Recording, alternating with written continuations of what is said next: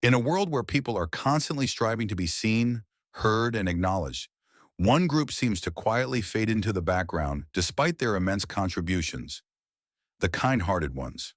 They are the givers, the nurturers, the listeners, the people who walk through life with a genuine desire to make others' lives better.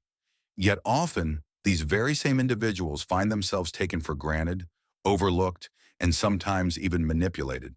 But why? Why do kind people, who offer their help freely and without hesitation, so often find themselves at the mercy of those who don't fully appreciate them? This audiobook explores the hidden dynamics behind kindness, offering an in-depth understanding of why this happens, how it affects those who give, and, most importantly, what can be done to regain balance and ensure that kindness is valued rather than exploited. It's not just about feeling used, it's about empowering you, the listener, with a deeper understanding of the psychology and behaviors that lead to this dynamic, and how you can protect your energy while still maintaining your compassionate nature. This journey will take you through the very essence of human behavior, dissecting the reasons people take advantage of kind-hearted individuals, and offering actionable insights on how to live a life where your kindness is not only appreciated, but reciprocated. Let's dive into the mind of the kind-hearted. Examine the struggles they face and discover how to break free from the pattern of being taken for granted. But before we delve in, consider liking this video and subscribing to our channel, because you are in for nothing short of value. Thank you as you do so. Chapter 1. The Paradox of Kindness. Why the good are often overlooked. Imagine you've just finished a long day. You're exhausted, but you know a friend is in need, so you make the extra effort to check in on them. You listen to their troubles, offer advice, and maybe even lend a helping hand. You feel good knowing you've done something kind, something meaningful. But then a few days later, that same friend doesn't reciprocate. They're too busy, too caught up in their own world to acknowledge the effort you made. In fact, they barely remember the favor you did for them while expecting more and more from you. Sound familiar? This is the paradox of kindness. The more you give, the less likely it is that your kindness will be fully appreciated. It seems counterintuitive, doesn't it? Kindness is supposed to bring people closer, foster deeper relationships, and build mutual respect. Yet all too often, it can leave you feeling drained, frustrated, and overlooked. So why does this happen? Why do the people who extend the most compassion, patience, and generosity seem to end up the most disappointed? The answer lies in human psychology, specifically, the way kindness is perceived and the unconscious patterns that form around it. At the heart of kindness is the desire to help, to make someone's life easier, or simply to bring joy to another. However, when kindness becomes habitual, it can lead to an imbalance. People, both consciously and unconsciously, start to take the giver's actions for granted. They expect the kindness to continue without considering the emotional labor involved. In some cases, they may even begin to rely on the giver for their own emotional needs, while offering little in return.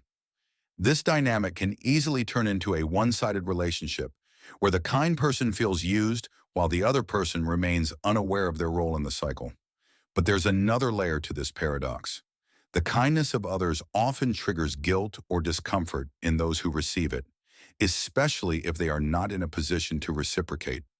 This guilt may cause them to downplay the giver's efforts as a way to deflect the discomfort of feeling indebted. In essence, the kindness that was meant to create connection can sometimes, unintentionally, create distance.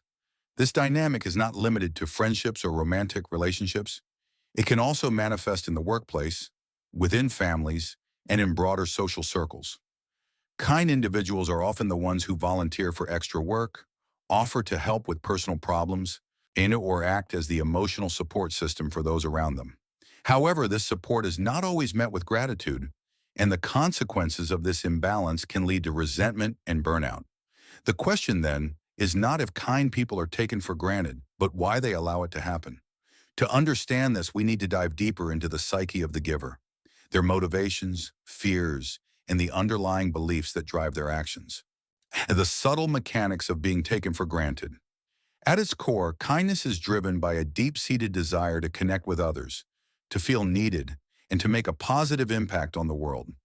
Many kind-hearted people identify with being the helper, the caretaker, the one who is always there for others. This self-image, though noble, can become entangled with a sense of self-worth. When a person is defined by their ability to help, they can find themselves overcommitting, sacrificing their own needs in the process. Over time, this may lead to emotional fatigue, but also to a sense of entitlement from others, not because they're malicious, but because they've come to expect this behavior. In social dynamics, kindness often gets confused with weakness or inferiority, and those who give generously can be seen as easy targets. This happens in environments where there is a lack of clear boundaries.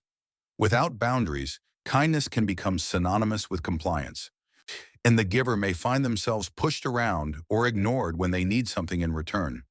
In fact, the more kind someone is, the less likely their needs will be voiced or addressed, because they are often seen as someone who will always understand. But what happens when the kind person finally speaks up? What happens when they assert themselves and say, "No, I cannot give any more"? The reaction can be jarring. People may feel betrayed or confused, as if they were wronged by someone who was always there for them. This response, often rooted in guilt or surprise, reveals an important truth. Kindness is rarely truly understood until it is withheld. As a result, kind-hearted individuals can often feel caught in a cycle of giving without receiving. They may feel guilty for feeling used or shame for having set boundaries. It's a complex emotional landscape that is hard to navigate, especially when the person receiving the kindness doesn't recognize the imbalance until it's too late. Now that we have a better understanding of the psychological mechanics behind this dynamic, we can begin to explore how to break the cycle. How can kind people protect their energy and ensure that their generosity is valued and reciprocated? The answer lies in a deeper understanding of oneself, one's motivations, and how to cultivate healthy, balanced relationships. But to truly move forward, we must first acknowledge the emotions that come with being taken for granted: the frustration, the sadness, and the eventual weariness. Chapter 2. The Hidden Costs of Overextending Kindness. Imagine you've just come off a difficult week. You're exhausted, your mind is full of worries, and your body is begging for rest. But there's always someone in your life who needs your help. Whether it's a friend going through a tough time, a family member asking for a favor, or a colleague needing assistance with a project, you find yourself stretched thin. You help anyway, as you always do, because it's who you are, right? Kindness is at the core of your being. You feel good at first, knowing that you've made a difference. But deep down, there's a gnawing feeling that something isn't right. It's the feeling that you've given too much, that you've offered your time, your energy, and your emotional labor, but haven't received the same in return. And though you would never expect others to give back in the same way, a part of you begins to wonder if they even truly appreciate what you've done. That thought lingers, just beneath the surface, like an unspoken question.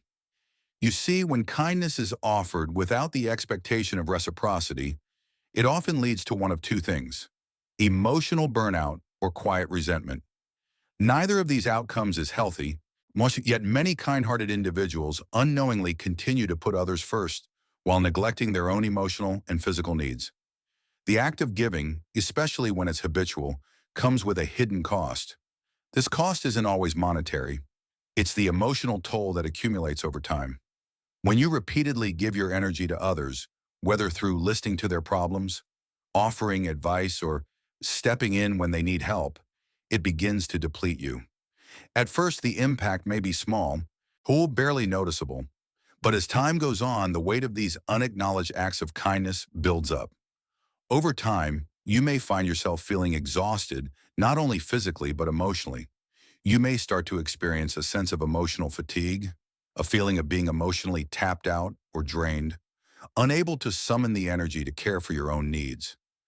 The kind gestures that once came naturally begin to feel like obligations. When you feel trapped in a cycle of giving that is emotionally unsustainable. This toll isn't always immediate either. Sometimes it takes years for the effects of overextending kindness to show. It may not manifest as outright exhaustion right away. Instead, it starts small. A little frustration here, a hint of bitterness there. You begin to notice the quiet resentment creeping into your relationships, the feeling that your kindness isn't truly appreciated. It's not that you want something in return, but you do want recognition. You want validation for the energy you've invested. Without it, you may begin to question your self-worth. After all, if no one notices the effort you put in, what does that say about your value? The emotional toll doesn't stop at frustration. Over time, it can lead to feelings of isolation. You may begin to feel like no one truly understands you. It's not that your loved ones or friends don't care. Oh, it's just that they're used to you being there for them, and perhaps they take it for granted. You, in turn, begin to feel invisible, as if your needs don't matter because you've become so skilled at meeting the needs of others. This creates a painful disconnect. The very kindness that was meant to bring people closer ends up creating a wall between you and those around you. This wall can lead to an emotional withdrawal, even though you may not recognize it immediately. Yes, you may feel resentful towards the very people you've helped, but instead of confronting those feelings, you retreat.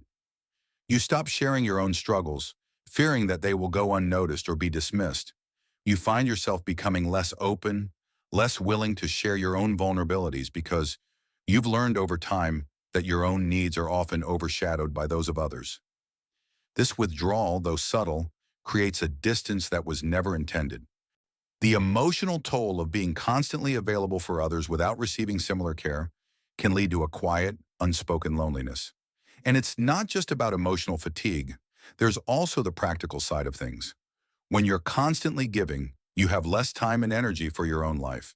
Your personal goals, hobbies, and even simple self-care routines start to slip. You may begin to miss out on the things that once brought you joy because you're too focused on helping others. Your career ambitions, your dreams, your well-being all take a back seat to the needs of the people around you. The more you give, the less you have for yourself. It's a paradox that kind people know all too well. The more you give, the less you have to give, and yet the kindness doesn't stop. The desire to help is ingrained in you, but the emotional and physical costs of overextending yourself are becoming more apparent, more painful.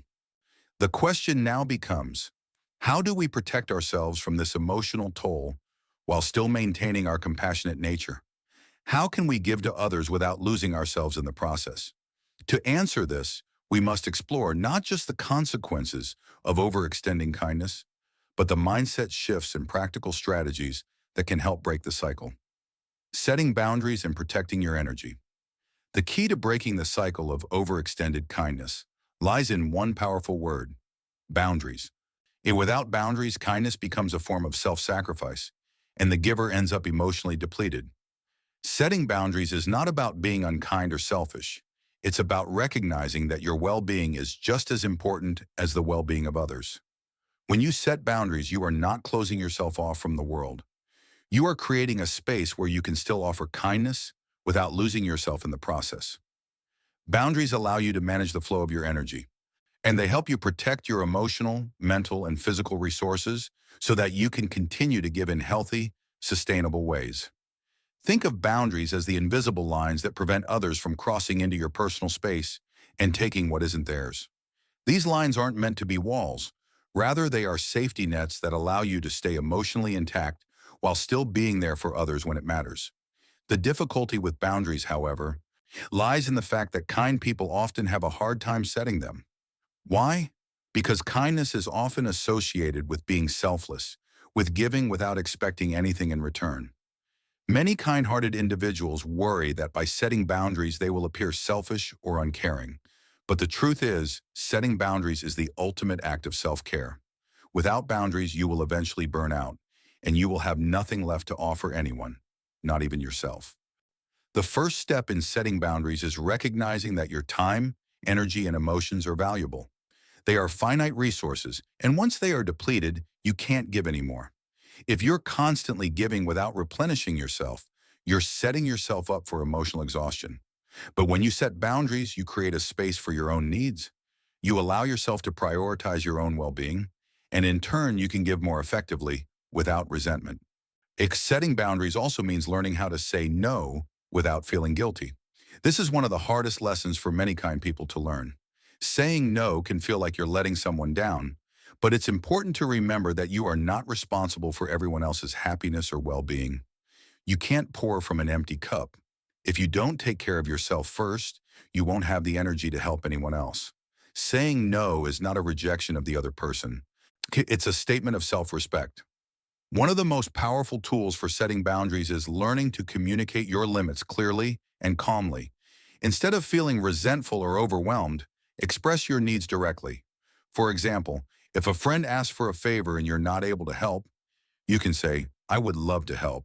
But right now I need to focus on my own commitments." This lets the other person know that you value your time and energy and that you're not in a position to help at the moment without feeling guilty or apologizing. The art of saying no also involves understanding that you don't owe anyone an explanation. While it's always nice to offer an explanation when possible, it's not necessary to justify your decision every time.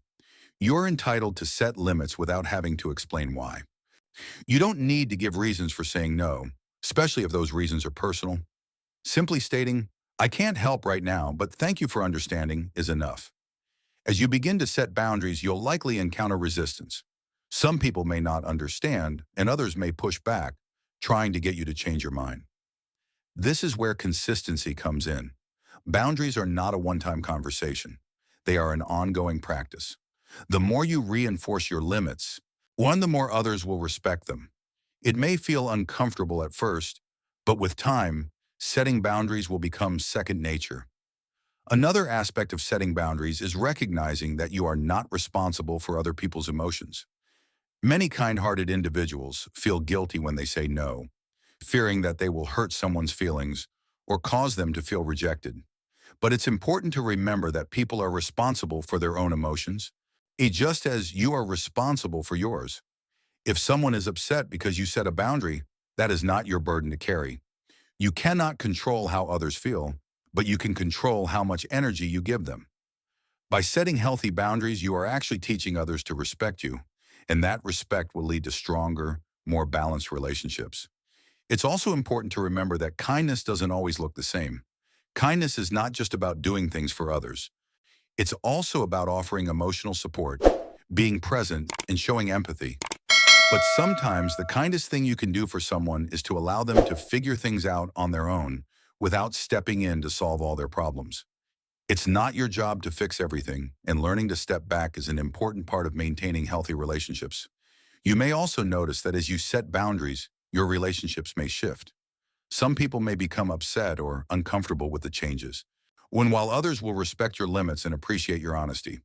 It's natural for relationships to evolve as you establish clearer boundaries, and not everyone will react positively. But the people who truly value you will understand and support your decisions, while those who take you for granted may distance themselves. This is not a loss. It's an opportunity to make space for healthier, more fulfilling relationships. In some cases, the people who take you for granted may try to manipulate you into giving more than you can. This can be especially challenging if you've been the one who has always been available, the one who has always said yes. In these situations, it's essential to stay firm in your boundaries. People who are used to taking advantage of your kindness will often push back, but by remaining consistent, you reinforce the message that you will no longer tolerate being treated as if your time and energy are unlimited. It's crucial to be aware of manipulative behavior and to recognize when someone is trying to take advantage of your kindness. Manipulation can come in many forms, from guilt tripping to emotional blackmail. For example, someone might say, "You're the only one I can count on," or "I always help you. Hey, why can't you help me?" These statements are designed to make you feel obligated to give, even when you're not in a position to do so. Recognizing this behavior allows you to maintain your boundaries and avoid being dragged into situations where your kindness is being exploited. As you practice setting boundaries, you will also begin to notice the positive effects on your own well-being. You'll feel less drained and more energized. You'll have the time and space to focus on your own needs, your passions and goals. You'll feel more balanced, more in control of your life, and more empowered to help others in ways that are sustainable and healthy. In conclusion, Protecting your energy and setting boundaries is not only a way to stop being taken for granted, it's a way to ensure that your kindness remains a source of joy, not exhaustion. By setting clear boundaries, you allow yourself to continue being kind without losing yourself in the process. When you create a life where your energy is respected and where your kindness is a gift, not a burden. Chapter 3. The Cycle of Unacknowledged Kindness. To fully understand why kind people often feel taken for granted, we must explore the deep psychological patterns that play a role in how kindness is received, and how it can sometimes go unnoticed, even by the very people who benefit from it. The fact is, human beings are complex creatures, and the dynamics of kindness involve more than just an exchange of good deeds. They are shaped by our unconscious beliefs, cultural norms, and even our personal histories. One of the primary reasons kindness often goes unappreciated lies in the concept of expectation. People who have consistently received kindness, whether from family, friends, or colleagues, may begin to expect it. This isn't always intentional, but over time, the act of kindness becomes normalized. And when you repeatedly offer support, help, and attention to others without demanding much in return, you unintentionally teach them that they do not need to reciprocate. Think about a child who has always been given everything they wanted: the best toys, constant attention, and help with every challenge. Over time, this child may come to expect that help without ever questioning or feeling the need to give back. Similarly, our adults who are constantly on the receiving end of kindness, whether through emotional support or favors, can develop an unconscious expectation of generosity. It becomes something they take for granted. This expectation doesn't mean that the recipients of kindness are bad or ungrateful. It's simply a result of repeated behavior that becomes ingrained in relationships over time. The more you give, the more the recipient expects you to continue giving without pause. The real danger here is that, over time, this dynamic leads to entitlement, where the giver's actions are no longer seen as a gift, but as an obligation. This pattern isn't always easy to spot, especially if you have been the one constantly giving. It can feel like second nature, and you might convince yourself that you're simply being supportive, selfless, or even just a good friend or partner. But at some point, when the balance tips too far in favor of the other person's needs, you may begin to notice feelings of frustration or resentment building up. You've given so much, but the acknowledgement or reciprocation you desire doesn't come. Why is it that the kindness of those who continuously give can so often become invisible? The answer lies in human psychology, the hedonic treadmill. This concept refers to our tendency to quickly adapt to improved circumstances, such as receiving help or kindness. When we first receive kindness, it may feel special or novel, but over time, we become used to it. It no longer feels like something extraordinary. It becomes the new norm. When kindness becomes normalized, it loses its impact. Instead of appreciating the giver's actions, the recipient may unconsciously come to expect them. And this expectation can make kindness feel like a mere transaction, rather than an act of generosity. In this cycle, the giver feels invisible. Their acts of kindness are taken for granted, and the emotional return they once felt from helping others starts to dwindle. Instead of feeling uplifted by their good deeds, they begin to feel drained and unappreciated. Furthermore, the social dynamics in our culture often reinforce this cycle. In many societies, helping others is seen as a virtue, but it is rarely discussed in terms of maintaining balance. We are often encouraged to give, to be generous, to support our friends, family, and colleagues. But the same level of emphasis is rarely placed on the importance of asking for help or receiving support. This imbalance sets the stage for the cycle of kindness being undervalued, as it creates a culture where giving is praised, but receiving is often seen as a sign of weakness or dependence. Another contributing factor to kindness being taken for granted is the lack of mutual awareness. In many relationships, one person is so attuned to the needs of others that they fail to communicate their own needs effectively. When we habitually give, without asking for anything in return, we inadvertently teach others that we don't require anything ourselves. We become so focused on being there for others that we forget to be there for ourselves. And others begin to take this for granted, not recognizing the emotional and physical costs involved. This lack of mutual awareness is often seen in workplace settings. Yak 2. Consider a colleague who always volunteers for extra tasks, steps in to help others with their workload, and is constantly going above and beyond to make sure everyone else is okay. Over time, this behavior is normalized, and the colleague may find themselves stuck in the role of the helper, while others continue to rely on them without offering much in return. They may not receive recognition for their contributions, and their willingness to assist can lead to being taken advantage of.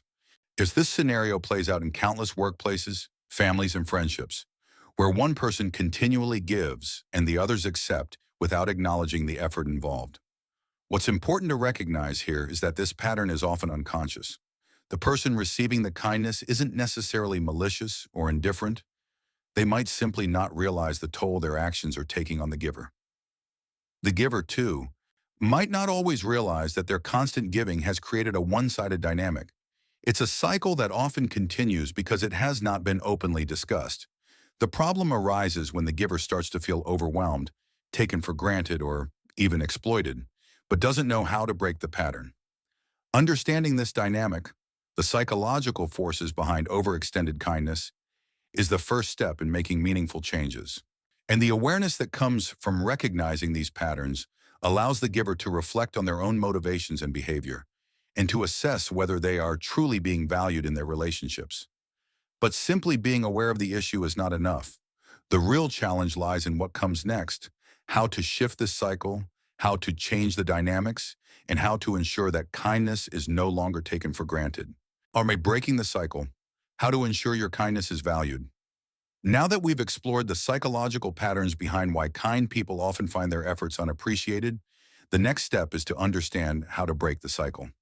How can we ensure that our kindness is not only received but also acknowledged, valued, and reciprocated in a healthy way? The key lies in shifting both our mindset and our approach to relationships.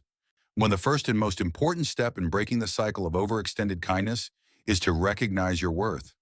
It sounds simple, but for many kind-hearted individuals, this is often the hardest part.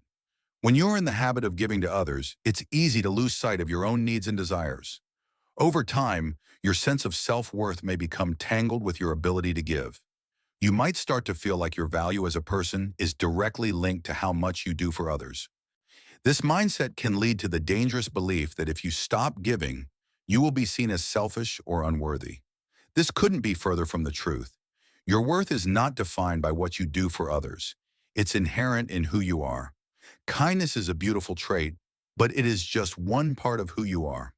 When you begin to recognize that you are valuable regardless of your contributions, you can shift from feeling like your kindness is something that has to be given at all costs onto seeing it as a choice, a gift you can offer when you have the energy, but not an obligation. By affirming your worth, you create space for self-care. Self-care isn't just about taking time for yourself when you're exhausted. It's about creating habits that nurture your emotional, mental, and physical health on a daily basis. It's about regularly assessing your emotional bank account and ensuring that you're not giving more than you're receiving. Just like you would never expect someone to give without resting, you must also recognize that your kindness requires replenishment. One way to start practicing self-care is by regularly checking in with yourself. Ask yourself these questions. How am I feeling emotionally today? Have I been giving more than I've been receiving lately? What do I need right now to restore my energy? Am I setting enough boundaries in my relationships? When regular self-check-ins can help you spot when you're starting to feel overwhelmed and give you the chance to take a step back before you reach a breaking point. The second step in ensuring your kindness is valued is to learn to say no with confidence. Saying no doesn't mean you're being unkind or selfish. It means you are respecting both your own needs and the needs of others. It's a way of communicating that you are not a never-ending source of support and that there are limits to what you can give. Learning to say no is especially important in relationships where people have come to expect constant kindness from you. You might worry that saying no will hurt someone's feelings or damage the relationship. However, saying no is actually an act of respect, both for yourself and for the other person. It allows them to see that you value your own time and energy, which in turn teaches them to respect those boundaries. It's helpful to understand that saying no isn't a rejection of the person. It's a rejection of the request or the action. For example, you could say, "I'd love to help, but I'm not able to at the moment." Or, "I can't take that on right now because I need to focus on my own responsibilities." This way, you're still being kind, but you're also being clear about your limits. The third step is to practice assertive communication. Assertiveness is the ability to express your thoughts, feelings, and needs in a direct, honest, and respectful way. It's a skill that is essential for maintaining healthy boundaries and ensuring that your kindness is valued. When you are assertive, you don't rely on passive behavior, which can lead to resentment, or aggressive behavior, which can damage relationships. Instead, you communicate openly and confidently, expressing your needs while also respecting the needs of others. Assertive communication can be especially useful when dealing with people who tend to take you for granted. Instead of letting your frustration build up over time, you can address it calmly and clearly. For example, if a friend repeatedly asks for your help without offering to reciprocate, you might say, "I've noticed that I've been helping out a lot lately, but I haven't been able to get the support I need in return. I need us to find a balance so that I'm not always the one giving." This approach not only sets boundaries, but also gives the other person a chance to reflect on their behavior and adjust accordingly. It creates space for open dialogue, allowing both parties to understand each other's needs and find a more balanced way to interact. The fourth step in breaking the cycle is developing a sense of reciprocity in your relationships. Reciprocity is the idea that kindness, help, and support should flow both ways. When you are always the one giving, it's easy to forget that healthy relationships are built on a foundation of mutual respect and equal contribution. You need to ask for help when you need it, just as you give help when others ask. Many kind-hearted people struggle with this because they fear being perceived as demanding or burdensome. But it's important to remember that asking for help is not a sign of weakness, it's a sign of trust. It shows that you value the relationship enough to allow the other person to offer something in return. It also encourages the other person to see that the relationship is a partnership where both individuals support each other equally. You might begin by gently requesting assistance when needed. For example, if you've been helping a friend through a tough time, you might say, "I've been there for you a lot lately, and I'm really needing some support myself now. Could you help me out with specific task or emotional support?" This opens the door for reciprocity and shows that you too have needs that deserve to be met. Finally, cultivating self-compassion is key in ensuring your kindness is valued, both by others and by yourself. Often, kind people are their own harshest critics. They may feel guilty for setting boundaries or saying no, even when it's in their best interest. Self-compassion is the practice of treating yourself with the same kindness, care, and understanding that you offer to others. It's about recognizing that you deserve to be treated with respect and dignity, just like anyone else. Self-compassion can help you release the guilt and fear that often accompany boundary setting.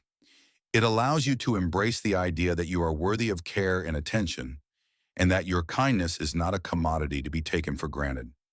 By practicing self-compassion, you will start to value your own needs just as much as the needs of others, creating a healthier, more balanced dynamic in all of your relationships. In the end, breaking the cycle of unacknowledged kindness requires a shift in both mindset and behavior. It's about recognizing your worth, setting clear boundaries, learning to communicate assertively, fostering reciprocity, and practicing self-compassion. When you start to implement these changes, you will find that your kindness is not only appreciated, but also respected and reciprocated in healthy, fulfilling ways. Chapter 4. The Empowerment of Kindness. How to protect and strengthen your generosity.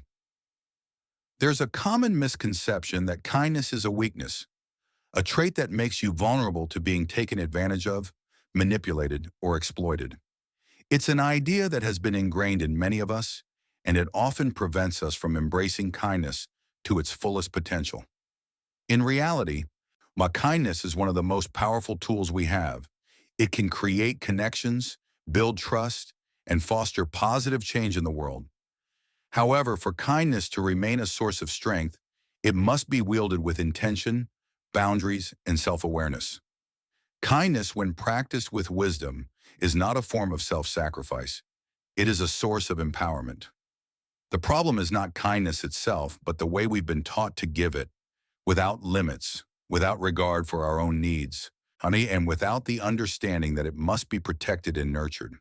When kindness is overextended without thought for self-care, it becomes a vulnerability. But when it is given with boundaries and intention, it becomes an unshakable strength. The truth is, kindness is a form of personal power, and it can protect you rather than leave you exposed, but only when it is coupled with self-respect, awareness, and healthy boundaries. This power lies not in giving more, but in knowing when to give and when to hold back, in recognizing your own limits, and in asserting your right to protect your energy. Imagine a river. At its source, it's a small, gentle stream, something pure and steady. It flows with purpose, nourishing the land around it. But over time, if that river continues to flow without any natural barriers or boundaries, it begins to overflow. It starts to erode the land around it, causing damage, losing its direction, and eventually drying up. See, the river's power is lost, not because it was weak, but because it lacked direction and limits. Kindness is like that river. If you let it flow without boundaries, without recognizing when it needs replenishing, it loses its power. But when you set healthy boundaries, you allow your kindness to flow in a way that nourishes you and others, without draining your resources. Your kindness becomes a source of growth, connection, and strength for both you and the people around you. One of the first steps in transforming kindness into an empowered act is to shift your perspective. Stop viewing your kindness as something that can be exploited. Instead, see it as a gift you offer intentionally. Just as you wouldn't give away your money or possessions indiscriminately, don't give your emotional energy or time without consideration.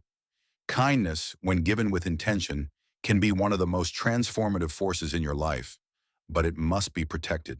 Makia, the second step in empowering your kindness is to embrace the power of boundaries. Boundaries are not walls that keep people out. They are the structures that allow your kindness to flow in a controlled and constructive way. Boundaries protect you from emotional exhaustion, from being taken for granted, and from burnout. They allow you to continue being kind without feeling depleted or invisible. But setting boundaries doesn't just protect your energy. It also teaches others to respect you.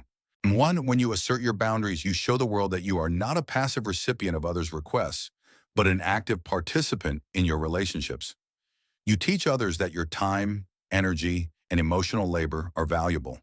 This in turn encourages them to treat you with the same respect you extend to them. Healthy boundaries also foster deeper, more meaningful connections. When you give with awareness, with respect for both your needs and the needs of others, your kindness becomes a powerful tool for building trust. It creates space for true connection, where both parties feel valued and appreciated.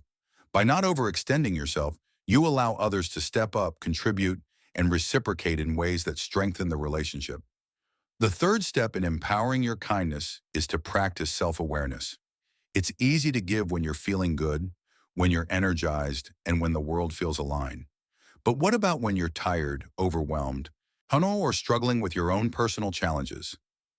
In those moments, it's crucial to listen to your inner voice and recognize when you need to take a step back. Self-awareness means recognizing when your kindness is coming from a place of true generosity and when it's coming from a place of obligation or guilt. Kindness, when practiced with self-awareness, becomes an intentional act. You give because you want to, not because you feel compelled to. You offer support because you have the emotional capacity to do so, not because you're afraid of letting someone down. This shift in mindset allows you to give with a sense of purpose and empowerment rather than feeling drained or resentful. Self-awareness also means being attuned to your emotions and understanding how they impact your ability to give. If you're feeling emotionally drained or overwhelmed, it's okay to pause, take care of yourself, and give yourself permission to say no. This doesn't make you less kind. It makes you wiser, healthier, and more able to give in the long run. The fourth step in empowering your kindness is to embrace the concept of self-compassion. This is perhaps the most important practice of all. Self-compassion is the practice of treating yourself with the same kindness, care, and understanding that you offer to others. It means being gentle with yourself when you make mistakes, when you can't meet all the demands placed on you, and when you're feeling tired or overwhelmed. Self-compassion means recognizing that you deserve to be treated with the same respect and care that you extend to others. It's about being kind to yourself, not just in moments of success, but also in moments of struggle. It means acknowledging your needs, honoring your emotions, and taking time to rest and recharge when needed. When you practice self-compassion, you build resilience. You create a strong foundation that allows you to continue giving, but without losing yourself in the process. You build a relationship with yourself that is rooted in love, respect, and understanding. This self-love allows your kindness to be a source of power, not vulnerability. By embracing these practices, shifting your perspective, setting boundaries, practicing self-awareness, and in cultivating self-compassion, you can transform your kindness from a source of exhaustion and frustration into a wellspring of strength and empowerment. Your kindness becomes not just a gift to others, but a gift to yourself. It allows you to navigate cultivating resilient kindness and building reciprocal relationships. Now that we've explored how to protect and empower your kindness through boundaries, self-awareness, and self-compassion, the next step is to cultivate resilient kindness, a version of kindness that remains strong, authentic, and sustainable over time. This type of kindness isn't about giving endlessly. It's about giving intentionally in ways that create lasting positive change, both for yourself and for others. Resilient kindness involves understanding that kindness isn't always about doing more. Sometimes it's about being present and offering support in the most meaningful ways. It's about quality, not quantity. This shift in mindset is essential for maintaining long-term, fulfilling relationships, both with others and with yourself. In resilient kindness, there is a balance of giving and receiving, where kindness isn't seen as a one-way street, but as a cycle of energy that flows in both directions. The more you nurture this dynamic, the more you'll find that your kindness is met with appreciation, respect, and reciprocity. Sure, people will begin to recognize the effort you put into being kind, and in turn, will offer their support and kindness in return. This leads us to the concept of reciprocal relationships, which are built on mutual respect, trust, and balanced exchanges. A reciprocal relationship is one where both individuals are invested in the well-being of the other, where kindness flows both ways, and where each person's needs are acknowledged and met. This type of relationship is essential for ensuring that your kindness is not taken for granted and is instead a source of strength for both parties. To cultivate reciprocal relationships, it's important to communicate your needs openly and honestly. You cannot expect others to know what you need if you don't share it with them. This doesn't mean being demanding or asking for things constantly, but it does mean creating space for honest conversations about mutual care and support. For example, if you've been helping a friend through a difficult time, it's important to express when you need support in return. This can be as simple as saying, "I've been really focused on helping you lately, and I need some time for myself to recharge." Or if you're in a partnership, it might mean expressing, "I've been feeling emotionally drained recently, and I could really use some emotional support or help around the house." This openness fosters a sense of trust and deepens the connection, as both individuals recognize and respect each other's emotional needs. The foundation of any healthy relationship, whether it's a friendship, a romantic relationship, or a professional relationship, is communication. It's essential to express not just your needs, but also your appreciation when others give back. Kindness begets kindness, and when you acknowledge the care and effort that others put in, it encourages them to continue contributing to the relationship. And this creates a virtuous cycle where both parties feel valued and appreciated, leading to greater emotional fulfillment and a stronger bond. However, in cultivating reciprocal relationships, it's also important to recognize when a relationship is no longer serving you. There may be times when, despite your best efforts, someone continues to take you for granted, or they fail to respect your boundaries. In these situations, it's crucial to assess whether this relationship is healthy and worth continuing. Healthy relationships are built on mutual respect, trust, and reciprocity, not one-sided effort. If you find yourself constantly giving without receiving, It may be time to reevaluate the dynamic and consider setting more firm boundaries or, in some cases, stepping away. One of the most challenging aspects of this process is letting go of the guilt associated with taking a step back from relationships that are no longer balanced. Many kind people feel guilty when they stop giving, especially if they've been in the role of caretaker for a long time. But remember, you are not responsible for other people's emotions or actions. You are only responsible for your own well-being and ensuring that your kindness is both valued and sustainable. Another way to strengthen your kindness is to nurture your personal growth and emotional resilience. The more emotionally resilient you are, the better equipped you will be to handle challenges, setbacks, and difficult situations. Emotional resilience doesn't mean you won't feel hurt or disappointed when others take you for granted. It means that you can recover from these experiences without allowing them to drain your spirit or make you feel powerless. Building emotional resilience involves practicing self-reflection and self-awareness, which are vital tools for understanding your emotional responses and triggers. When you experience disappointment or frustration, take time to reflect on the situation. Ask yourself, why did this situation make me feel taken for granted? Was it because my boundaries were crossed? Or did I feel unappreciated despite my efforts? Understanding the root cause of your emotions allows you to process them in a healthy way and prevents you from internalizing the hurt. Resilience also means knowing how to bounce back after setbacks. If you've been in a one-sided relationship or if your kindness has been taken for granted, don't let it define your sense of self-worth. Instead, see it as an opportunity to learn and grow. Emotional resilience involves recognizing that while you cannot control the actions of others, you can control how you respond to them. As you practice this kind of emotional resilience, it becomes easier to maintain your kindness without fear of being taken advantage of. You'll become more comfortable in your own skin, knowing that your worth isn't dependent on how much you give to others. Your kindness will remain authentic because it's coming from a place of inner strength rather than a fear of rejection or a need for validation. Finally, developing a community of like-minded individuals who also understand the importance of reciprocal kindness is essential for sustaining your efforts. Surround yourself with people who appreciate you, who offer support in return, and who share your values. These relationships serve as reminders that kindness is a two-way street, and they help you maintain balance in your giving. Chapter 5. The Role of Self-Respect in Kindness.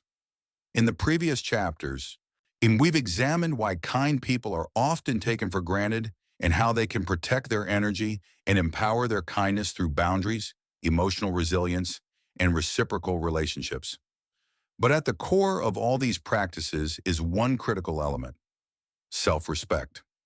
The most important step you can take to ensure that your kindness is valued and that you're not taken advantage of is to cultivate and prioritize self-respect. Self-respect is not about arrogance or self-centeredness. Nani, it's about recognizing your intrinsic worth and understanding that you deserve the same kindness, care, and consideration that you extend to others. Without self-respect, it becomes almost impossible to set healthy boundaries, to demand reciprocity, or to walk away from relationships that drain you. When you lack self-respect, your kindness often becomes an attempt to seek validation, approval, or love from others. You give without considering your own needs, hoping that by being good and kind, you will earn the recognition and appreciation you deserve. But this is a dangerous cycle. The truth is, self-respect is the cornerstone of healthy, balanced relationships. Without it, kindness becomes a tool of self-sacrifice, and the giver becomes a martyr, someone who gives and gives, but never truly receives in return. Self-respect, on the other hand, allows you to give from a place of abundance, not scarcity. It means that you know your worth, and you do not feel the need to prove your value by constantly giving to others. When you practice self-respect, you stop waiting for others to validate your worth. You stop giving out of obligation or guilt. Instead, you give because you genuinely want to and because you know that your kindness is a precious resource that deserves to be shared with people who will appreciate it. This shift in mindset changes everything. When your kindness comes from a place of self-respect, you can give freely without the fear of being taken for granted because you understand that your worth is not dependent on what you do for others. So how do we cultivate self-respect? The journey begins with self-awareness. To respect yourself, you must first understand who you are, your strengths, your weaknesses, your values, and your boundaries. Self-awareness allows you to see yourself clearly without the distortion of external pressures or societal expectations. It helps you recognize when you are overextending yourself, when you are giving too much, and when you are neglecting your own needs. Once you have developed self-awareness, the next step is to embrace your worth. This means letting go of the belief that you need to earn love, respect, or approval from others. You are worthy of kindness, respect, and care simply because you exist. It's important to remember that your worth is not tied to your ability to give or help others. Your worth is inherent in who you are, in your character, your compassion, and the unique qualities that make you who you are. Embracing your worth means treating yourself with the same level of care and respect that you offer to others. It means acknowledging your own needs and honoring them, just as you would honor the needs of those around you. When you value yourself, you stop accepting behavior that diminishes you. When you stop tolerating relationships that drain your energy or leave you feeling unappreciated. A significant part of this process is learning to set boundaries without guilt. Boundaries are a direct expression of self-respect. They are the lines you draw in the sand that say, this is what I am willing to give, and this is what I am not. When you set boundaries, you communicate to others that your time, energy, and emotional labor are valuable. What you are not responsible for constantly meeting the needs of others at the expense of your own well-being. And when others respect your boundaries, it reinforces the idea that you are worthy of respect, just as much as anyone else. The key to setting boundaries with self-respect is to be consistent. Consistency is what makes boundaries effective. If you say no one day and then give in the next, you send mixed messages. Mama, people won't take your boundaries seriously if they are constantly being tested or overlooked. It's important to be firm in your decisions and to trust that setting boundaries will create healthier, more balanced relationships in the long run.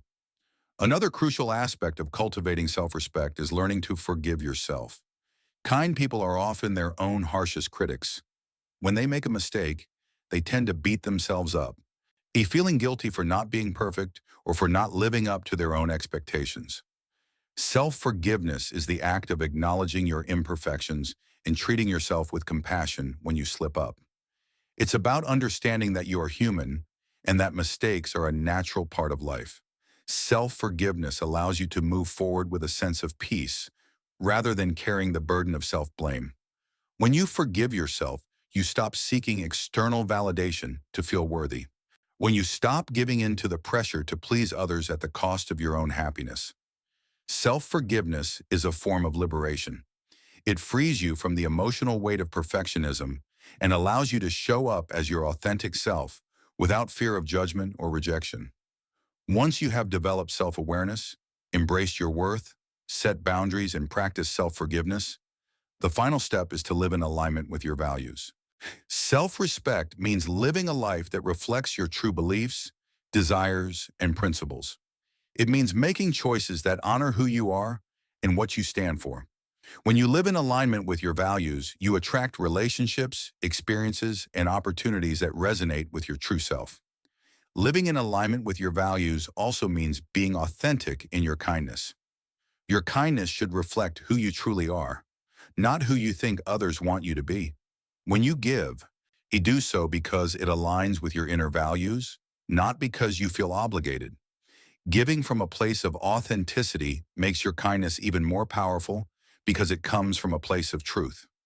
In summary, self-respect is the foundation upon which all healthy, empowering kindness is built.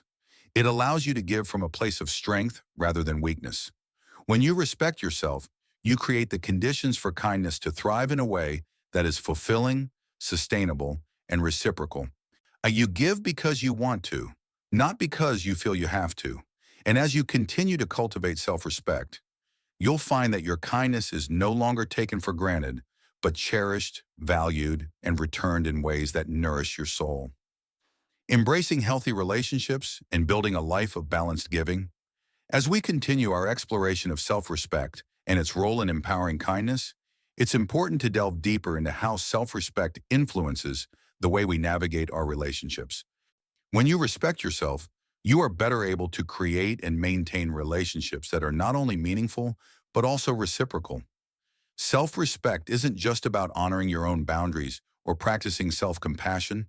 It's about recognizing that true, authentic relationships thrive on mutual respect. In any healthy relationship, kindness must be shared equally. If your kindness is the only thing that's flowing, then the relationship is lopsided and your energy will eventually be depleted. Anoa, you may feel as if you're constantly giving, always offering support, but never receiving the same in return.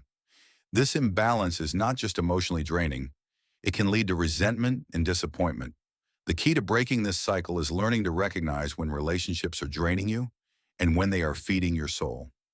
To develop a life of balanced giving, you must align your energy with relationships that value and reciprocate your kindness. In this process starts by embracing the idea that not all relationships are meant to be one-sided. Some people may only take and never give, while others will offer kindness in return, creating a dynamic of emotional nourishment. If you continuously give without receiving, you may unknowingly begin to accept relationships that foster dependency or exploitation.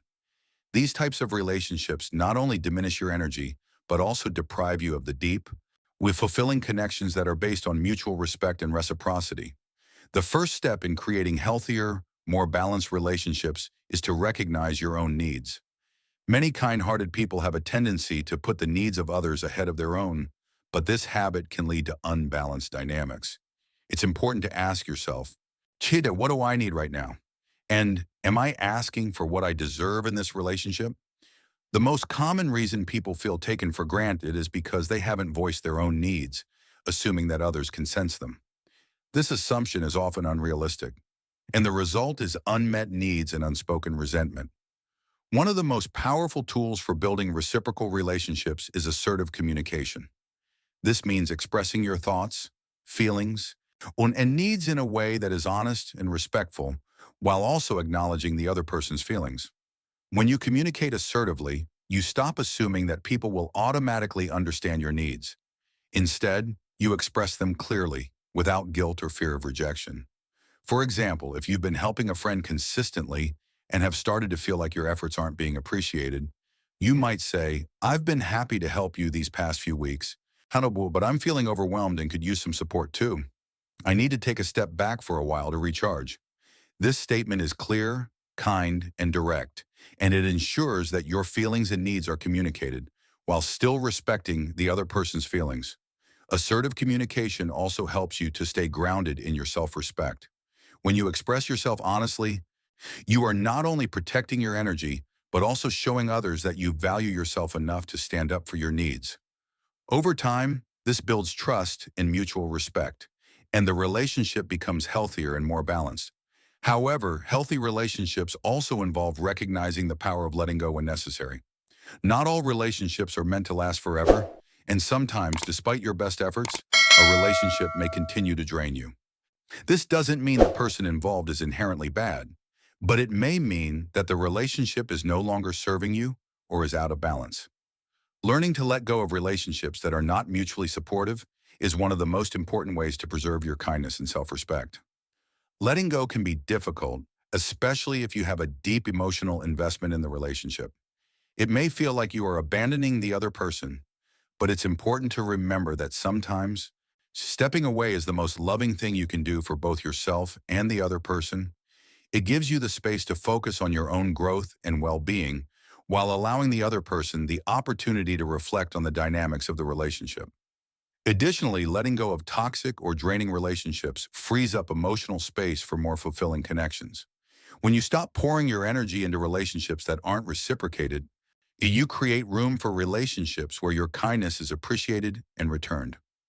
This process is not about shutting people out. It's about recognizing that your energy is precious and it should be spent wisely. Forgiveness plays a vital role in this process as well. When you allow someone to take advantage of you, it can feel like a betrayal, and carrying that anger can be emotionally exhausting.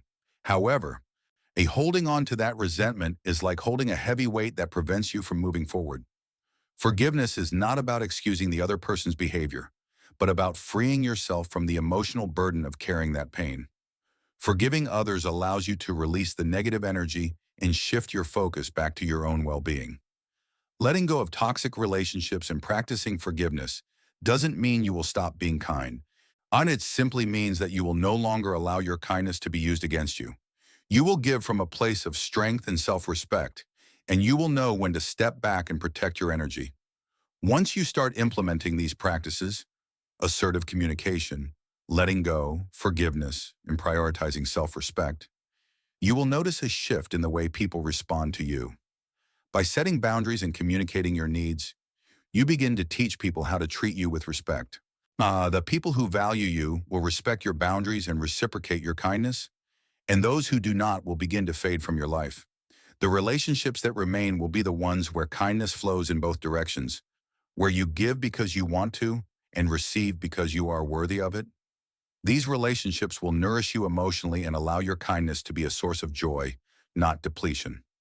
In the end, now the goal is to create relationships and a life that reflect your true self, a life where your kindness is protected and appreciated, where you are valued for who you are, and where you are able to maintain a balance between giving to others and taking care of yourself. When you prioritize self-respect, you will find that your relationships deepen, your kindness flourishes, and your energy is renewed.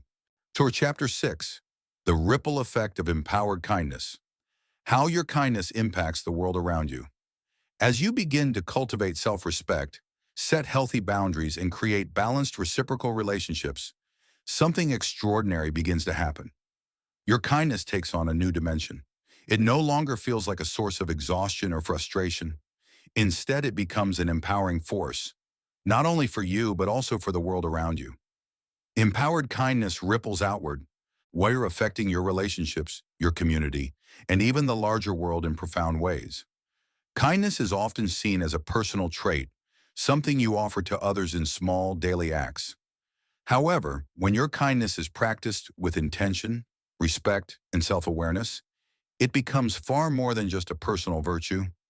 It becomes a force of transformation. Empowered kindness is contagious, and when you begin to give from a place of true strength and respect, you inspire others to do the same. The impact of your kindness extends beyond the individual interactions you have. It creates a ripple effect that can transform the environment around you. Consider the last time someone showed you unexpected kindness. Maybe it was a friend who listened when you needed to talk, a colleague who went out of their way to help you with a difficult task, or even a stranger who offered a smile during a tough moment. That simple act, no matter how small, had the power to change your day, your mood, and perhaps even your perspective on life. Now imagine the power of that kindness multiplied, not just in one moment, but over time and in every relationship you encounter. When kindness is given with intention and strength, it spreads, creating positive change in ways you may never fully comprehend. This ripple effect of empowered kindness begins with recognizing the influence you have. We often underestimate the power of our actions, thinking that small gestures don't matter in the grand scheme of things. But every act of kindness, no matter how small, contributes to a larger collective energy. The kindness you offer to others sets the tone for how they will treat the people around them. It encourages a culture of generosity, care, and respect. In your personal relationships, empowered kindness has the potential to transform dynamics. When you show others that kindness does not mean self-sacrifice or losing your sense of self, it encourages them to adopt similar attitudes. Your behavior becomes a model for others to follow. It shifts the way people perceive kindness, from something to be exploited to something that should be nurtured and respected. By leading with empowered kindness, you inspire those around you to treat others with the same respect, consideration, and care. How this ripple effect extends beyond your personal circle as well. Think about the workplace or community. When kindness is practiced with intention, it becomes a powerful tool for building trust and collaboration. Empowered kindness fosters a culture of reciprocity where people feel supported and valued. It encourages open communication, cooperation, and mutual respect, creating an environment where everyone thrives. In organizations or workplaces that foster kindness, employees are more likely to be motivated, loyal, and productive. They feel seen and appreciated, which boosts morale and strengthens the overall sense of community. The beauty of empowered kindness is that it doesn't require grand gestures. It's often the small acts of support, recognition, and respect that have the most profound impact. Offering a genuine compliment, lending an ear to a colleague who needs to vent, or taking the time to express gratitude for someone's work can completely shift the energy of a team. These actions encourage a positive feedback loop where kindness is reciprocated, creating a stronger, more cohesive work culture. Kindness in the community has similar effects. When individuals practice empowered kindness, it contributes to building a stronger, more compassionate society. Whether it's volunteering, helping a neighbor, or supporting a local cause, small acts of kindness can unite people from diverse backgrounds and foster a sense of belonging. A community where kindness is the norm is one that supports its members in times of need, celebrates each other's successes, and works together for the common good. But the ripple effect of empowered kindness doesn't stop at personal and community relationships. It extends to the larger global picture. Global movements are often born from the kindness and empathy of individuals who, while recognizing their power to create change, take action. In many cases, it's people who have experienced the transformational power of kindness firsthand, who then go on to advocate for positive change in society. They take what they've learned about kindness and apply it on a larger scale, whether through social activism, humanitarian efforts, or environmental movements. Think about some of the most influential figures in history, people like Mahatma Gandhi, Martin Luther King Jr., Mother Teresa, or even modern-day activists like Malala Yousafzai. These individuals weren't just kind in their personal lives. Their kindness fueled their desire to make a difference on a global scale. They understood that kindness, when empowered by self-respect, can lead to powerful change. Their actions inspired millions to join in the cause, creating a worldwide ripple effect that continues to influence generations. But you don't have to be a famous activist to make a difference. What every act of kindness, from small everyday interactions to larger, more impactful contributions, has the power to change the world around you. The impact of your empowered kindness isn't always immediately visible, but it's there, slowly building and creating waves of positive change. The more you practice empowered kindness, the more others will begin to recognize its value and adopt it in their own lives. In addition to its external effects, empowered kindness also has profound personal benefits. It improves your mental and emotional well-being, strengthens your sense of purpose, and enhances your self-esteem. Kindness fosters positive feelings, both for the giver and the receiver. The act of giving activates the brain's reward system, releasing feel-good chemicals like oxytocin and dopamine. These chemicals help reduce stress, improve mood, and increase feelings of connection to others. In essence, the act of being kind is a form of self-care that nurtures your emotional health. Moreover, when you practice empowered kindness, you create a positive feedback loop. The more kindness you give, the more it enhances your own well-being, which encourages you to continue giving. This cycle strengthens your resilience and emotional stability, making it easier to maintain healthy relationships and navigate challenges with grace. Empowered kindness creates a sense of fulfillment and joy, making your life more meaningful and connected. As we reflect on the ripple effect of kindness, we begin to realize that kindness is not just a personal virtue. It is a force that has the potential to change the world. Every small act of kindness, every moment of self-respect, and every boundary you set creates a powerful wave of positive energy that extends beyond yourself, transforming your relationships, your community, and eventually the world. When kindness is practiced with self-awareness and intention, it becomes a tool for profound change, both personally and globally. How to harness the power of kindness to create positive change. Having explored the profound ripple effect of empowered kindness, it's important to recognize that your kindness, when practiced with intention, has the potential to create lasting change, not just in your personal life, but across broader communities and even in the world. Much of the key to harnessing this power lies in understanding how to intentionally channel your kindness in ways that create the kind of transformation you desire. To begin with, the first step in harnessing the power of kindness for positive change is developing intentionality. Kindness, like any other force, can be directed and focused. While it's true that random acts of kindness can create immediate positive effects, when you practice kindness with intention, you ensure that those effects are not fleeting. Intentional kindness is about making conscious decisions about where and how to direct your energy and aligning your acts of kindness with a deeper purpose. For instance, when you help someone in need, do you simply do it out of obligation, or do you actively decide to support them in a way that will make a lasting difference? Intentional kindness means recognizing that your actions can have a far-reaching impact, and choosing to act in ways that reflect your values and long-term goals. It could be as simple as offering your time to help a friend, or as significant as dedicating yourself to a cause that aligns with your passions and beliefs. When kindness is practiced with intention, it becomes purposeful, leading to outcomes that go beyond temporary satisfaction. It moves from being a reactionary behavior to a proactive choice that shapes the world around you. So you become more mindful of where you direct your energy, ensuring that your kindness is not just a knee-jerk response, but a deliberate effort to foster growth, healing, and positive change. The second step in harnessing the power of kindness is to create a supportive environment for kindness to thrive.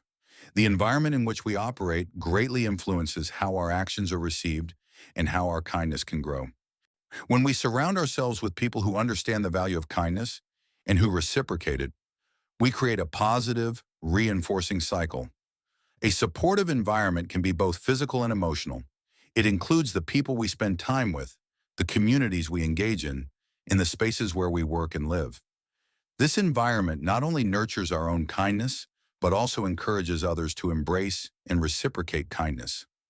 When you create a space where kindness is celebrated and respected, you begin to see it manifest in the actions of others.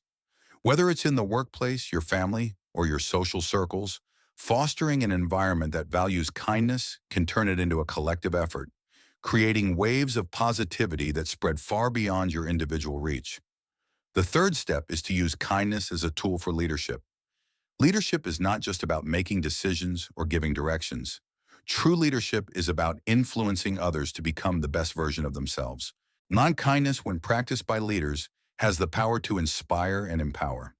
It builds trust, fosters collaboration, and creates a culture of inclusivity. When leaders are kind, they create an environment where others feel safe, valued, and motivated to contribute their best efforts. Leadership through kindness doesn't mean being passive or lacking authority. In fact, kind leadership is one of the most powerful forms of influence. When you lead with kindness, you model empathy, fairness, and respect.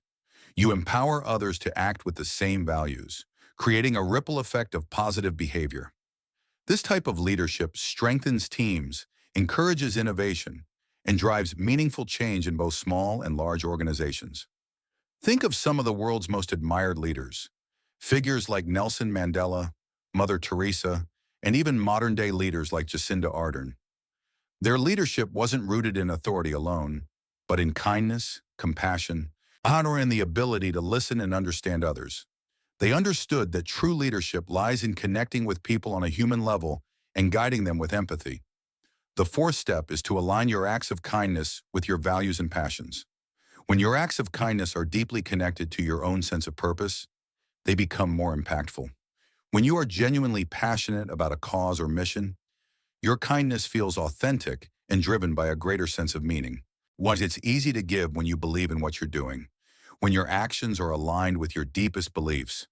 Take, for example, individuals who dedicate their time to causes like poverty alleviation, environmental conservation, or education reform. These are people whose acts of kindness are not just random or incidental, they are deeply woven into the fabric of their lives. By aligning their actions with their core values, they magnify the impact of their kindness and inspire others to join in. When you channel your kindness into areas you are passionate about, you create a sense of purpose-driven energy. This not only magnifies the impact of your kindness, but also gives you the drive to continue, even when challenges arise. You're no longer giving simply because it's the right thing to do. You're giving because it's part of who you are and what you believe in. The fifth step in harnessing the power of kindness is to become a mentor and role model for others. One of the most profound ways kindness can impact the world is by being passed down through generations. As a mentor, you have the ability to shape how others view kindness and its role in their lives. By demonstrating how kindness can be a tool for both personal fulfillment and societal change, you inspire others to practice it as well. Mentorship is not about giving advice or directing others. It's about being a living example of kindness. When others see the positive effects of your kindness in your relationships, your community, and your work, they are more likely to adopt the same behaviors. Your kindness becomes a lesson for others, showing them that it's not just a feeling, but a way of being that has the power to change the world. Whether you're mentoring a colleague, a friend, or even a child, the act of passing on the lessons of kindness has a profound ripple effect. It ensures that kindness is not just a personal attribute, but a social practice that can be passed down through generations. The sixth step is to use kindness as a bridge to build community. Community is at the heart of human connection, and kindness is one of the strongest bridges that can link individuals together. In a world where division, conflict, and isolation often dominate the headlines, kindness offers a way to build solidarity, understanding, and cooperation. Kindness connects us across differences, whether they are cultural, political, or social. By practicing kindness in your community, you create a space where empathy is prioritized and where people feel connected, valued, and supported. This sense of community provides a foundation for collective action, enabling people to work together toward common goals. Whether it's addressing social issues, improving living conditions, or simply supporting each other in day-to-day life. The more we practice kindness in our communities, the more we build trust and break down barriers. Kindness, when practiced consistently, creates a ripple that can spread from one individual to a group and eventually to larger societal changes.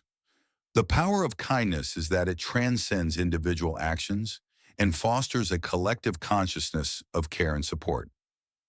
The world needs your kindness. As we wrap up this chapter on the ripple effect of empowered kindness, remember that every act of kindness you offer, no matter how small, has the potential to create profound change. Whether it's through your personal relationships, your leadership, or your community involvement, the kindness you offer has the power to inspire others, create positive energy, and make a lasting impact.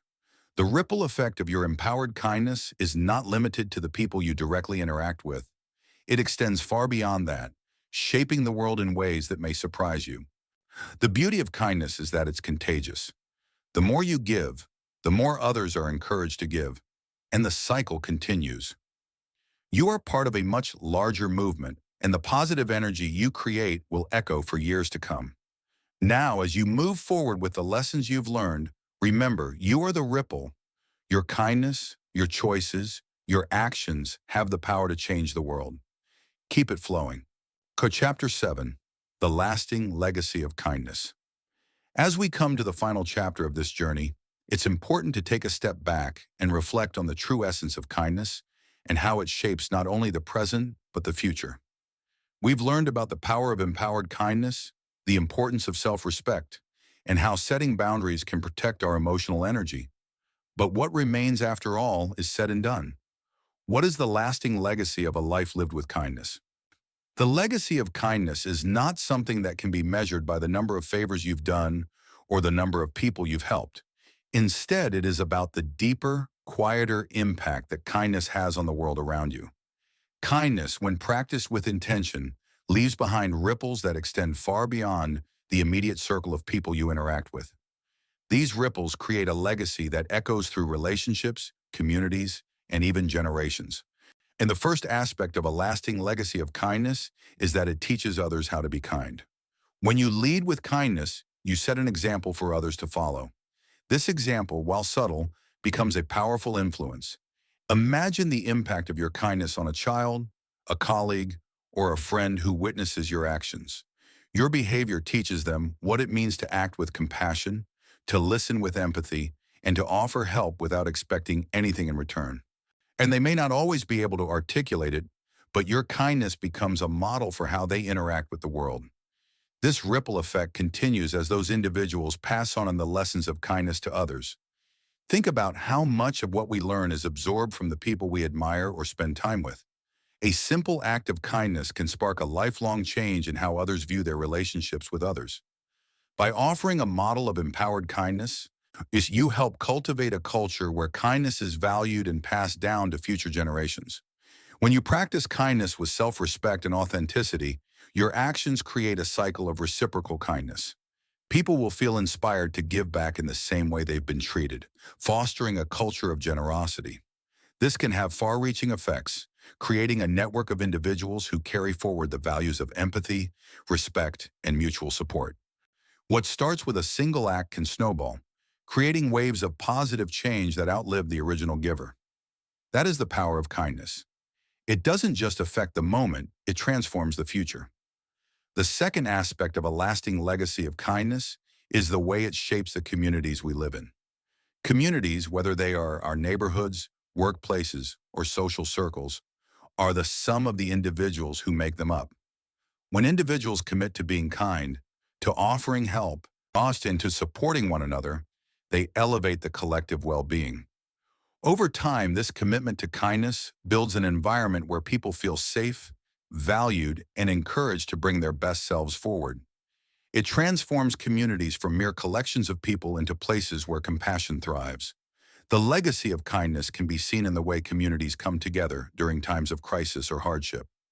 Think of how kindness is often magnified during natural disasters, personal losses, or moments of collective need. It is in these moments that the true power of kindness is revealed. Neighbors reach out to one another, strangers lend a helping hand, and communities rally together. This is the kind of lasting legacy that kindness leaves, a foundation of trust, compassion, and shared humanity. Even in everyday life, the impact of kindness in a community can be profound. Small gestures, such as helping a neighbor carry groceries, supporting a local business, or volunteering at a community event, may seem insignificant at the moment, but they contribute to the overall spirit of the community. These small acts create a ripple effect of positivity, drawing people together and fostering connections. As people experience the kindness of others, they are more likely to engage in acts of kindness themselves, perpetuating the cycle. The third aspect of a lasting legacy of kindness is the positive impact it has on your own life. At first, this may seem counterintuitive. If kindness is about giving to others, how can it benefit you personally? The truth is, the more kindness you give, the more you receive in return. Not in a transactional sense, but in terms of emotional fulfillment, satisfaction, and personal growth. Kindness strengthens your relationships, whether with family, friends, or colleagues. When you offer kindness to others, you create deeper emotional connections that are built on trust and mutual respect. And these connections are not just temporary, they endure over time, creating a strong support system that sustains you through difficult times.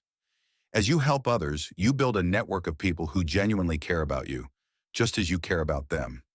Furthermore, when you give kindness with the intention of nurturing your own self-respect, you create an inner sense of peace and contentment. This sense of fulfillment comes from knowing that your actions are aligned with your values.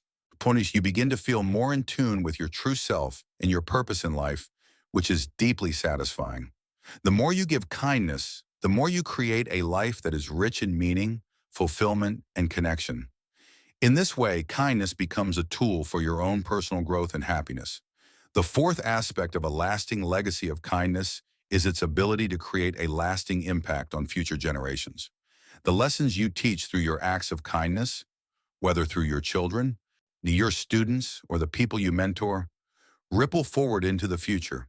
By embodying kindness and teaching others to do the same, you are laying the groundwork for a more compassionate world. Future generations will be shaped by the examples set by those before them, and the more kindness we pass on, the more it becomes a foundational aspect of how society operates. You may not always see the direct effects of your kindness, but over time, the values you instill in others will come to shape their interactions with the world. As your children or mentees grow, they will take the lessons they've learned from you into their own relationships and communities. These values, passed down from one generation to the next, create a legacy of kindness that lasts far beyond our individual lifetimes. This type of legacy is a testament to the enduring power of kindness. The kindness you give today, in your words, your actions, and in your relationships, has the potential to live on long after you are gone. It will be carried forward by those who have learned from you, shaping the world in ways you may never see but can take comfort in knowing. In the end, the legacy of kindness is not measured by grand gestures or spectacular acts. It is measured by the everyday, consistent choices we make to live with compassion, respect, and empathy. It is the kindness we offer in our families, workplaces, our in communities that creates lasting, transformative change. By practicing empowered kindness with intention, setting boundaries, and embracing self-respect, you create a legacy that is felt not just in your lifetime, but in the generations that follow. Creating a legacy and summarizing the journey. As we come to the final part of our journey on empowered kindness, it's essential to reflect on the lasting legacy kindness can create, not just for us, but for the world around us. Over the course of this book, we have explored the complexities of kindness, understanding the ways in which it can sometimes be taken for granted, and how we can protect it by setting boundaries, embracing self-respect, and practicing emotional resilience. But now we shift our focus to the future, to the impact of kindness over time, and how each act ripples outward, shaping the world for generations to come. The legacy of kindness begins with intentionality. When you practice kindness with purpose, knowing that every act has the potential to influence others, you are laying the foundation for a long-lasting impact. Whether it's in your personal relationships, your workplace, or your community, the kindness you give doesn't just affect the present, it creates a ripple that spreads far beyond your immediate reach. Through intentional acts of kindness, you begin a cycle of generosity and respect that encourages others to do the same. The more you give with purpose, the more you inspire others to mirror that kindness, perpetuating a culture of care and empathy. This legacy is built on the principle of reciprocity, that kindness is not a one-way street. It involves creating relationships that are balanced, where both parties give and receive in equal measure. By setting healthy boundaries and communicating openly about your needs, you empower others to reciprocate your kindness, leading to stronger, more meaningful connections. As you practice kindness with awareness, you help cultivate an environment where mutual respect and support become the norm. At the core of this cycle is self-respect. To create a lasting legacy of kindness, it's vital that you honor your own needs and desires. Self-respect allows you to give freely, knowing that your kindness is a gift, not an obligation. It ensures that your energy is protected, your boundaries respected, and your well-being prioritized. With self-respect, kindness flows in a healthy, sustainable way, creating positive, fulfilling relationships that stand the test of time. As you begin to practice self-awareness, self-compassion, and assertive communication, you build emotional resilience, which is crucial for maintaining your kindness even when faced with challenges. Emotional resilience allows you to bounce back from setbacks, to continue being kind even when others may not reciprocate, and to learn from every experience. It's about knowing that your worth is not defined by how much you give, but by who you are. And this understanding becomes the bedrock of your empowered kindness. The ripple effect of kindness extends far beyond your personal interactions. It transforms communities, creating environments where people feel seen, heard, and valued. As you practice empowered kindness in your community, you set the stage for deeper connections, fostering collaboration, trust, and empathy. And as your kindness spreads, it builds a culture of mutual support that benefits everyone involved. This culture doesn't just foster individual growth, but also collective well-being, creating stronger, more resilient societies. The final part of the legacy of kindness is its ability to inspire future generations. The kindness you practice today is not just an individual act.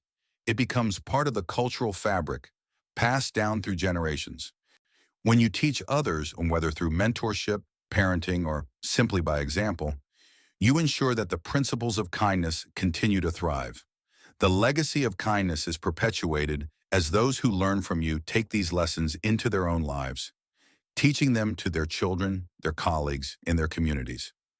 It is through these ripples that the world becomes a more compassionate, empathetic place. As you move forward with the knowledge and insights gained from this journey, remember that your kindness has power.